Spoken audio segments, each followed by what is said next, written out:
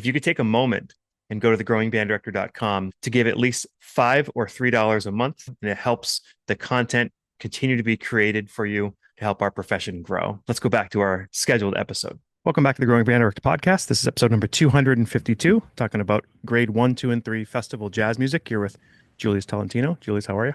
Good. Good back. Good to be back. Thanks for Yeah, having me. this is awesome. Yeah. So we are on a trip. Well, a trip for me, not a trip for Yeah. you. We're in New Jersey. I just want to thank Larry Clark and Excelsior Music for sponsoring this trip for me. And we're recording at Schmied's Music in New Yes, Jersey. in New Jersey. Yep. Good friend of mine, Pete Schmiedhauser, has a great store. If you're in the area, check it out.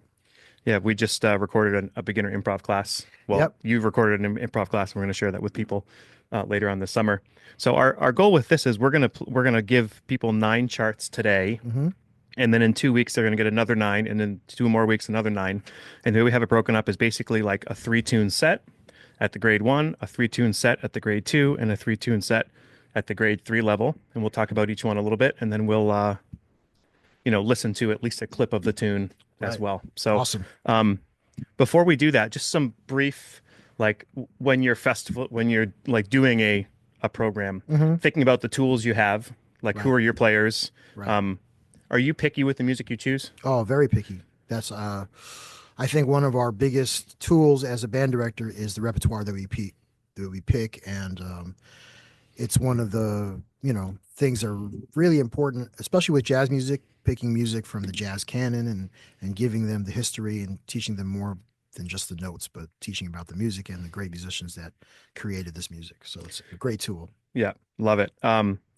So I just think being picky is really important. Some people go, Yeah. "Oh, we have that tune. I like it. Let's do it." Right. It's like really, I think about customizing every program for Yeah. Of exactly the band that I course. have. Definitely, without a doubt. I mean, there's definitely, and then, as more experience you have, you like, oh, it's kind of the same deal. I have this drummer that maybe he's not the most swinging drummer yet, but is really great, like at rock drum. So we're going to play this tune Hmm. and kind of give him the confidence to delve into jazz and things like that, or certain keys or whatever.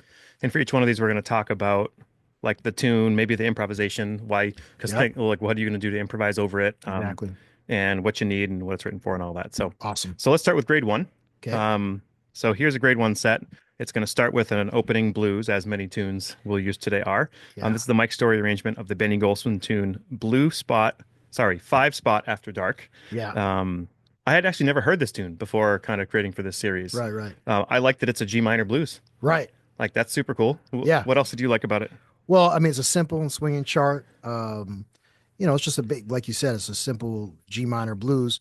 The original, I always, when we're playing charts like this that are based on the original record, hopefully they're based on the original record, I always play them for the students, and it's an opportunity to teach them about Benny Golson, Curtis Fuller, Tommy Flanagan, Jimmy Garrison, Al Harewood. Al Harewood's a drummer that maybe is not, commonly talked about, like as like Philly Joe or Jimmy Cobb or Art Blakey, but in that period, just as important. He's on a lot of great records, played with Stanley Turrentine, a lot of Blue Note records, played with Lou Donaldson on a lot of records, but Al Harewood's an awesome drummer. The original key, I think, is B minor, which is not a great key for people to improvise in, but this chart has also been put in G minor, make it a little easier. For me, this is a great example of using a chart and making it sound more like the record. Though this is a Terry White arrangement. Yep. Yeah. No, Mike Story. Mike Story. He does a great job on it. But the one thing I think I would have liked to see is like what makes this tune. If you think about the tune itself, what makes the vibe of the sound is that two feel. And this is an opportunity to teach swing music, right? And not just 4/4. There's different ways to play swing and different grooves and different feels. And this is an opportunity to teach a two feel to middle schoolers, which is kind of like that's an important thing that I actually don't do that often. So, Yep. And you can do that by having students play brushes or just keeping the same kind of time on the hi-hat and having the rhythm section, especially the bass, play, half notes basically. So I just would have liked to see that in the arrangement, but there's no reason that you can't do it. We're going to listen to a lot of these charts, and I always change them back almost always to more like the original. I love that because if you're listening, the students are listening too. This has 6 brass, a brass. There's a flute part, clarinet part, written out rhythm section stuff. And I love because in the shout chorus, there's stuff for the drummer to do for sure. So Yeah, if you have a beginner drummer, this might not be the best chart, but if your drummer is one of your best players, That's great. Let's check it out. Here's Five Spot After Dark, arranged by Mike Story.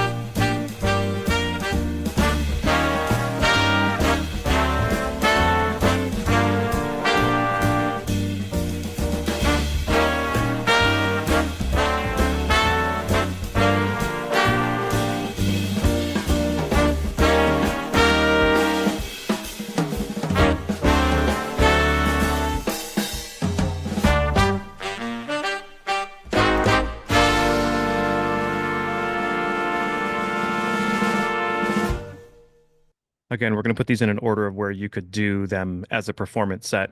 And a lot of these tunes I've done with my high school groups too, as well as our middle school groups, because it's just like music isn't too easy. You can't do music that's too easy, That's you know? true. Like That's it might not be a big festival forever tune, but it's Right. great for a lot of things. Okay, so the next tune is an Excelsior tune by Terry White called Soft and Easy. This was actually just played at Midwest in 2024 with Douglas Anderson School of the Arts Jazz Ensemble with Don Zentz conducting. This is a walking ballad. Mhm. 8 brass, so it comes with other parts that are not on the score. I actually wrote that as a question mark, so I'm not sure I should have read that out loud, but that's all right. The trombone, tenor sax get the melody on the bridge, and the rhythm section parts are all written out. It's just the walking ballad, just a great chance to do, Right. this style of music. And this is listed as a 1.5 plus. Like this is probably the hardest tune that somebody would do at a At a grade 1 1.5. level. Yeah. Definitely. Definitely. I mean, just the concept of having younger students play slower, like you say, a walking ballad. This is very much in the Basie style. I would definitely play them, the recording that it comes with, the sample recording, but I would definitely play them maybe That Warm Feeling. Hmm.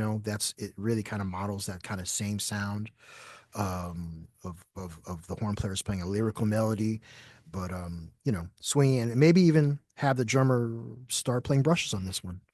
There's a lot of hi-hat work on this, but it's a good one to kind of possibly put on brushes. It does be warned, it's an E flat, but it does go to F at the end. So, Mm, like the old days, they used to cut the recording and like you would never hear the key change. Then you buy it and you're like, man, I didn't realize it went to G flat or whatever. So right, I don't know I haven't done the cut yet of what we're going to use, but right. people need to know it does go to F. Also, they have a lot of this offbeat entrance at this tempo. Hmm. The way you teach that is doodle-lay or triple-let, and that's how Right. you can get the kids to enter a good spot on that. So here it is, soft and easy, composed by Terry White.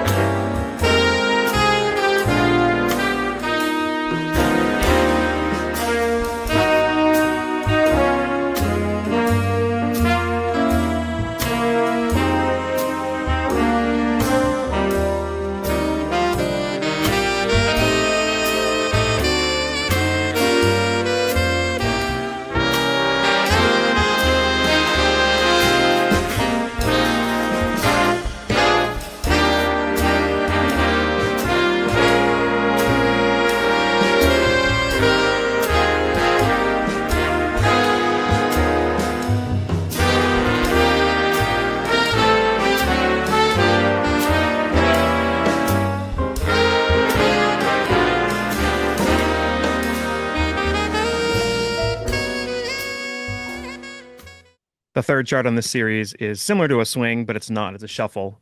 So how's a shuffle different from straight ahead swing? Well, you know, the way I talk about learning swing music and where it comes from, we talk about the roots of it being in Africa and Afro-Cuban rhythms, and how swing with the triplet, the ground rhythm of the triplet against four, is really where the ground rhythm and the vibe come from Africa. That's where the roots are. So I always kind of sing an Afro-Cuban beat and go boom boom doom doom doom doom doom doom doom doom doom doom doom. That has that triplet feel, and then that's where the shuffle comes from. Cha cha cha cha cha cha cha cha cha cha cha cha cha cha cha cha boom boom doom doom cha cha cha cha cha cha. You split that in half. That's that swing. Dang dang ga dang dang ga dang dang ga dang. So that shuffle is a really important element in terms of really internalizing that triplet. And yeah, this is a great chart to do it with. And I think the drummer, so on the bass player on this one, they actually have repetitive eighth notes. Right. Yeah.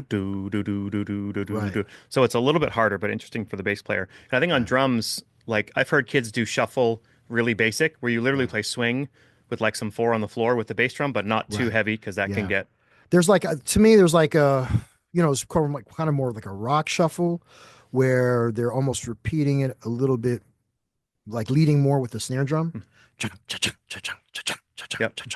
And I like to call it Sam Woodyard shuffle, was a little more subtle, that Duke Ellington used a lot, where Sam Woodyard would, you know, really lead a little bit more with the cymbal, and the drums, the snare drum was a little understated. And that's how I kind of like to It was teach it. there, just not as loud. And Exactly. yep. And the 2 and 4 is not as like crazy heavy. Like you get the heavier you go with the 2 and 4, just playing straight 2 and 4 on the shuffle is more like a What's rock. great about this tune, it's in the Jazz Foundation series with Doug Beach Music and Kendor, and it's basically flex scored in four parts, and the score is really Right. easy to read. Kids really dig this chart, in my experience. It is an F. Let's see. We talked a lot about that. Block scoring is great for teaching. Eighth note repetition in the in the line. 16 bar tune. I wrote the preacher changes question mark because it's like not exactly the preacher, but it's Oh very yeah, close to it. So I've like listened to the preacher, the Horace Silver tune, that's kind of great. in connection with it. So Right. even though this was, we talk about not doing Timmy's Tacos very much, Yeah. like Yeah. tunes that are originals, we tend to Yeah. do more. Now, not everybody agrees with us, right? There's a lot of people Right. who would say, well, and they can Yeah. disagree, but Right. that's how I'll take a tune like this Hmm. and kind of incorporate some history music too with it. That's So, awesome. in case you like the Hip Monk Shuffle, there's also like Alvin and the Hip Monks and a lot of other Hip Monk tunes that Doug Beach has done. And anyway, here's Hip Monk Shuffle.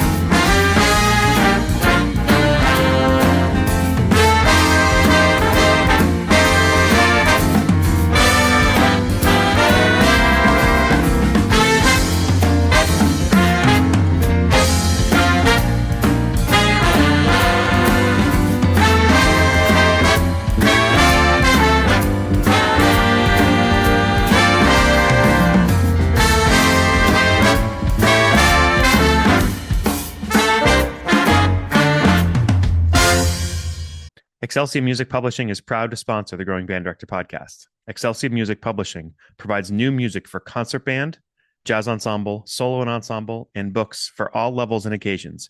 including a specially curated and robust selection of music for your contest and festival performances. A variety of overtures, marches, and lyric works included on numerous state lists await. Select music that's perfect for your contest and festival needs at excelsiamusic.com. That's EXCELCIA music.com. Okay, so now we're going to be on a grade 2 set. And I just want to say, like, grade 1, grade 2, grade 3, like, it's not really about the grade level. It's about it matching where your students are at and pushing them a little bit. So right. I mean, a lot of times we don't even agree with the grade settings, right? Like, oh, that's not 2. That's more like a 3. But it really has to do with what your group's strengths are and what is attainable. Yep. So this is Minor Chant, Stanley Turrentine tune. That's a Terry White chart. This is a green cover from Alfred. Tell us a little bit about Stanley Turrentine and why it's like good to study his music. Well, Stanley Turrentine is an incredible saxophonist that really had a big, fat, burly, bluesy sound.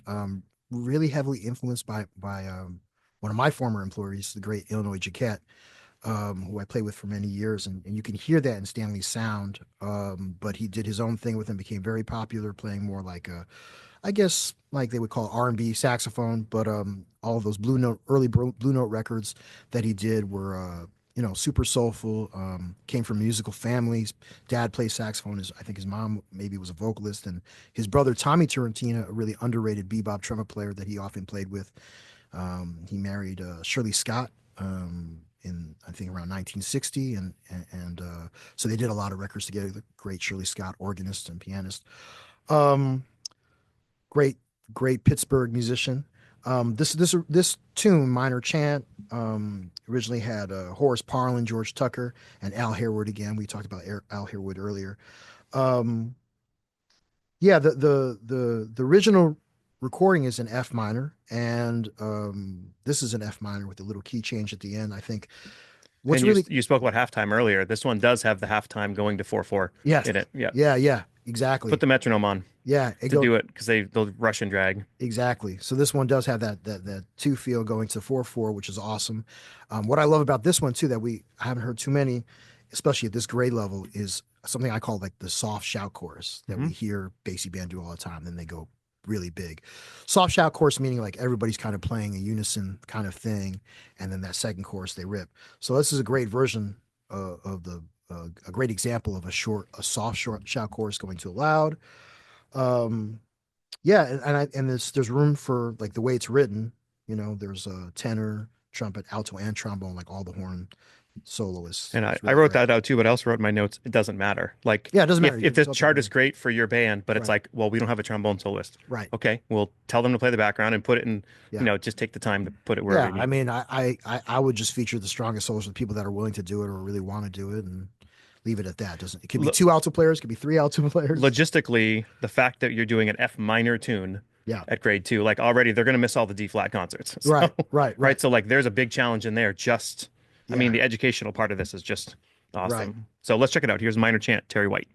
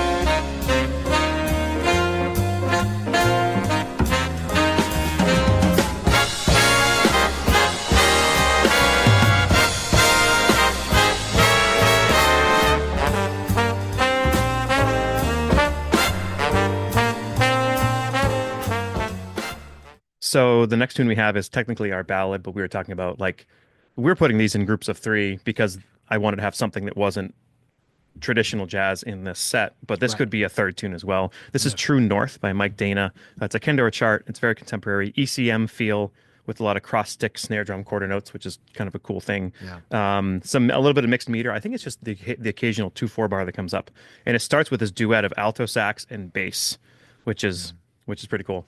Yeah. It reminds me of like a, simpler version of like something that Bob Mintz would write, just the harmonies, more modern kind of sounding, very cool, very pretty melody.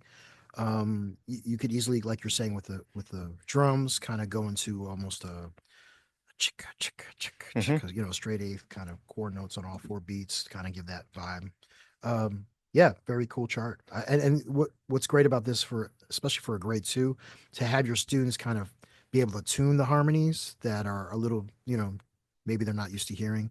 I can see how this be a really great resource for that kind of their ears, kind of using that. So we have this in the two. I have a note that it's definitely a two plus. Definitely, yeah, Yeah, it's definitely a little bit more advanced, but because the tune afterwards is a simple head chart. Like to right, play it well is different, but right, this has definitely some meat to it. yeah, So, and it's for alto space, so I like it as an alto feature. yeah, definitely. All right, here's True North, Mike Dana.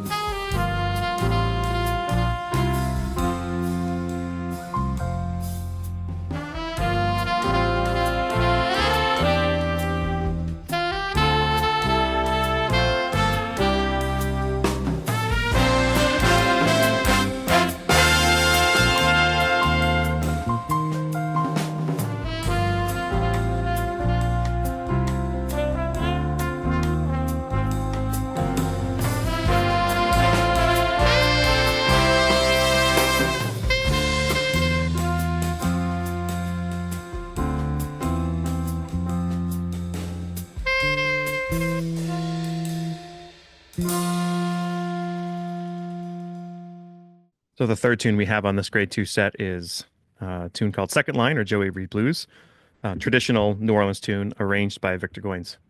Yeah, I mean it's a standard tune that everybody. I would actually show this tune, which I actually have done in the past, and just show it to them by ear because it's very similar to like the head arrangement, but it's nice to have the actual arrangement so the students know when to go to the breaks and Hmm. things like that. And it's all about getting that groove and getting the excitement in the group improv part that you can kind of add. And And the arrangement has like backgrounds and stuff. But again, yeah, you could totally even do this without, I don't even think there's a exactly. shout in it. Like it's No, just the yeah, tune, improv, and then the tune again. exactly.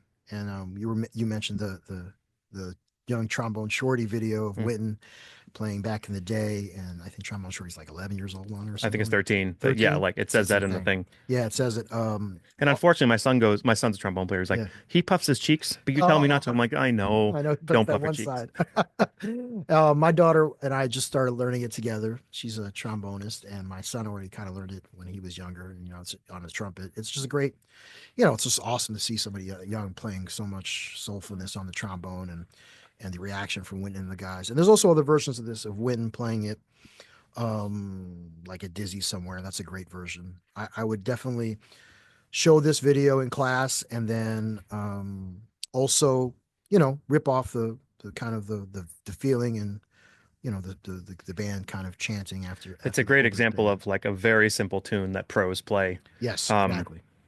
I also wanted band directors, if they haven't done this tune, if they do it, to be ready for this to be played in your band room for years to come, That's because true. it's a tune that will just start itself at all Right. times, I mean, and you can't get mad because they're yeah, playing a great tune. it's true. And I mean, it's a great way to teach the blues too, because basically it's just spelling the roots, Yeah. spelling the chords.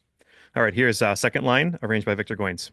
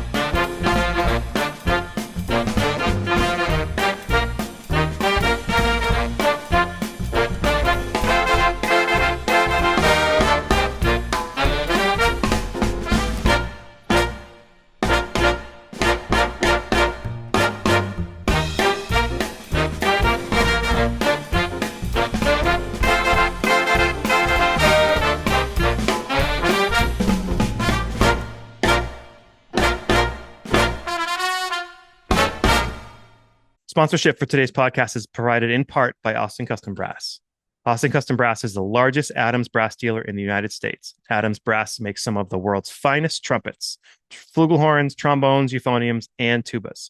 Find out why some of the most renowned musicians in the world play Adams Brass, like many of the brass musicians from the Rotterdam Philharmonic Orchestra. Trent Austin, founder of Austin Custom Brass, is also an Adams artist. You can call Austin Custom Brass today at 816-410-0826 to learn more about Adams Brass, or visit their website at www.austincustombrass.biz. Austin Custom Brass is located in Kansas City, Missouri.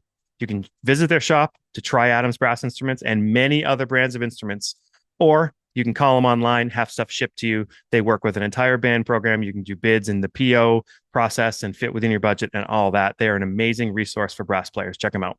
So now we're on to the grade three set. Again, grade levels really don't matter as long as kind of getting you in the ballpark.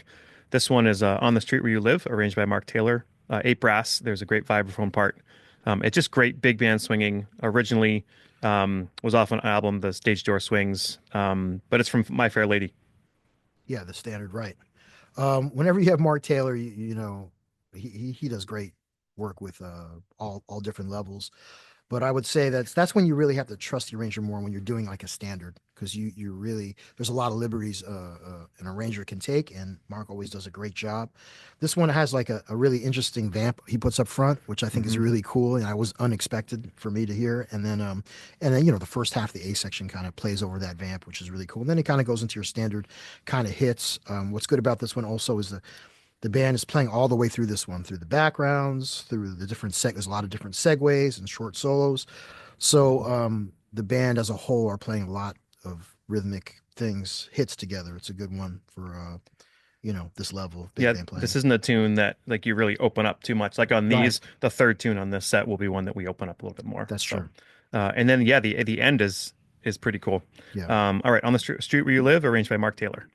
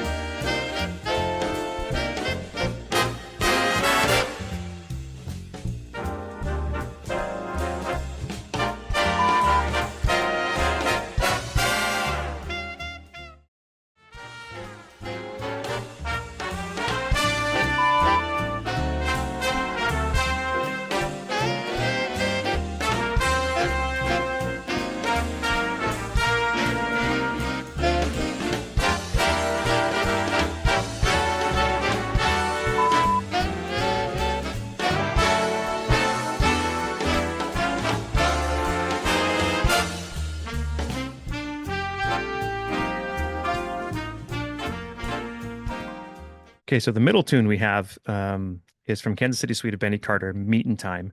This is a gospel tune, sort of halftime Hmm. feel.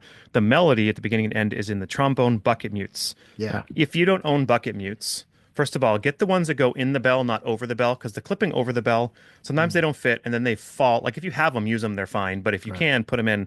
I mean, just getting kids to put them in and have them stay in is like a whole thing. Yeah. If This you is don't want to true. deal with the bucket mutes, you can just play in the stand. Right. That really works. Right. Classic Benny Carter, Count Basie, and the trumpet mute, plunger mute solo is super cool. The tenor solo, when we get to it, is actually notated.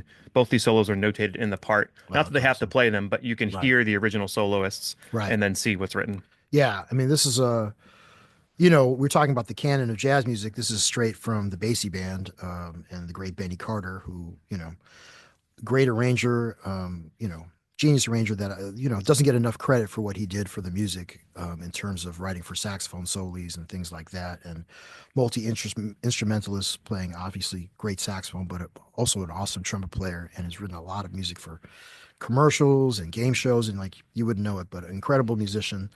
Um, yeah, descending line. There's a descending line at the beginning of this, and a two feels nice, really groovy too. And that those trombones in unison at the very beginning, super soulful entry. And then second time the saxophones answer. And then there's the bridge. It's a nice just swinging chart. And I love that the solos are written out And for students to it's a use. simple tune. Yeah, It's simple not a tune. complicated tune. Right. All right, here it is. Meeting Time, Benny Carter.